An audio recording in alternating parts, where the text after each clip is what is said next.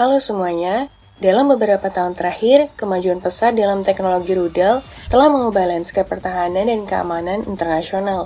Dari ketegangan yang meningkat di berbagai kawasan hingga perlombaan senjata yang tak terhindarkan. Rudal-rudal ini memainkan peran sentral. Di sini kita akan mengupas tuntas apa itu rudal balistik dan rudal hipersonik, bagaimana perbedaannya, dan mengapa keduanya begitu penting. Tentu saja, dunia rudal balistik dan rudal hipersonik, dua jenis senjata yang saat ini menjadi sorotan utama dalam dinamika geopolitik global. Bagaimana perkembangan terbaru mempengaruhi stabilitas dunia saat ini? Mari kita mulai. Perbedaan mendasar antara rudal balistik dan rudal hipersonik perlu kita ketahui. Meskipun keduanya merupakan jenis rudal yang dirancang untuk mengirimkan hulu ledak ke target, rudal balistik dan rudal hipersonik memiliki perbedaan fundamental dalam cara terbang, kecepatan, dan kemampuan manuvernya. Perbedaan ini memberikan implikasi signifikan terhadap kemampuan pertahanan dan strategi militer modern pada saat ini. Rudal balistik, jenis rudal yang sebagian besar lintasannya mengikuti lintasan parabola yang telah ditentukan sebelumnya. Rudal balistik ini mirip dengan lintasan yang ditempuh oleh sebuah benda yang dilemparkan. Setelah peluncuran awal yang didorong oleh mesin roket, rudal balistik akan mematikan mesinnya dan bergantung pada momentum serta gravitasi untuk mencapai target. Lintasan terbang yang tinggi ke atmosfer, bahkan hingga keluar angkasa, kemudian jatuh kembali ke bumi dengan kecepatan tinggi menuju target. Kecepatannya dapat mencapai kecepatan hypersonic atau lebih dari Mach 5 saat jatuh kembali ke atmosfer. Namun, tidak dapat mempertahankan kecepatan tersebut selama sebagian besar fase penerbangannya.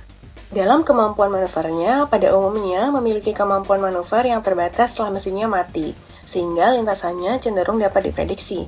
Hal ini dapat memungkinkan sistem pertahanan rudal untuk menghitung dan mencegatnya.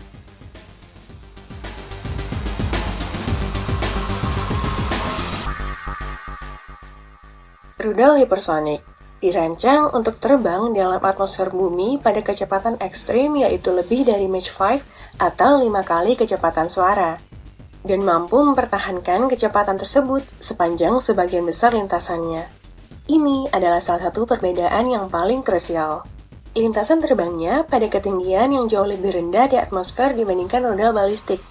Namun, ada dua jenis utama.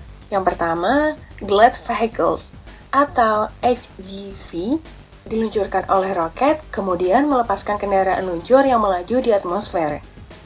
Yang kedua, Cruise Missile atau HCM. Didukung oleh mesin seperti ramjet atau scramjet yang memungkinkan penerbangan bertenaga berkelanjutan.